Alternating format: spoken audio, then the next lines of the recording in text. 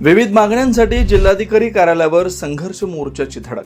15 दिवसात कारवाई न झाल्यास तीव्र आंदोलन करण्याचा इशारा. अनुसूचित जाती आरक्षण बचाव जनआंदोलन समितीच्या वतीनं आज जिल्हाधिकारी कार्यालय व संघर्ष महामोर्चाचे आयोजन करण्यात आलेलं होतं. या मोर्चाची सुरुवात बिंदू चौक येथील डॉक्टर बाबासाहेब आंबेडकर, महात्मा फुले यांच्या प्रतिमेस हार अर्पण करून सुरुवात करण्यात आली. या मोर्चामध्ये कोल्हापूर जिल्ह्यातील 59 जातीच्या लोकांनी सहभाग दर्शवला. यावेळी हा मोर्चा बिंदू चौक, दसरा चौक, व्हीनस कॉर्नर या मार्गाने जिल्हाधिकारी कार्यालयावर धडकला.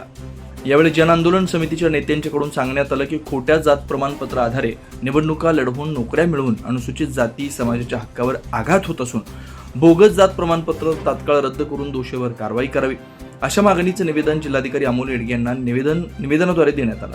15 दिवसांच्या नंतर कारवाई न झाल्यास तीव्र आंदोलन करण्यात येईल असा इशारा जन आंदोलन समितीकडून देण्यात आला.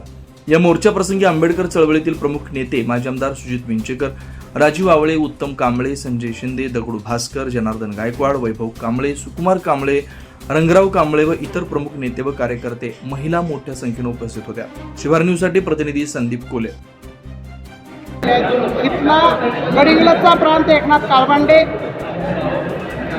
इचलकरंजीचा प्रांत दीपक शिंदे यांनी प्रचंड मोठ्या पैशाचा अपहार करून, व्यवहार करून त्यांनी हे दाखले दिलेले आहेत. एकतर एकच माणूस SC बी असू शकत नाही आणि OBC बी असू शकत नाही, आणि मग एकाच माणसाला OBCचे. आणि हे दाखले आम्ही प्रांत अधिकाऱ्यांना दाखवले असताना सुद्धा तो म्हणतो मी सरेंडर केला आहे. अरे सरेंडर कसं काय करतोस तू? तो OBC आहे का SC आहे अगोदर बघ ना. तो सरेंडर रद्द करायचा अधिकार दिला कुणी?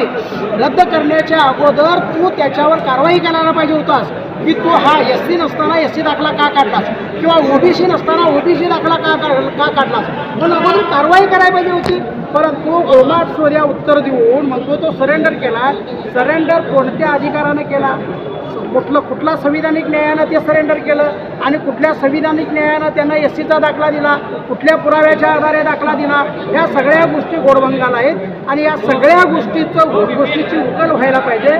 आणि त्यांनी निवडून आलेली त्यांची जी पदाची रद्द व्हायला पाहिजे, आणि ज्यांनी दाखला दिला त्यांच्यावर फौजदारी गुन्हे दाखल होऊन ते निलंबित झाले पाहिजेत.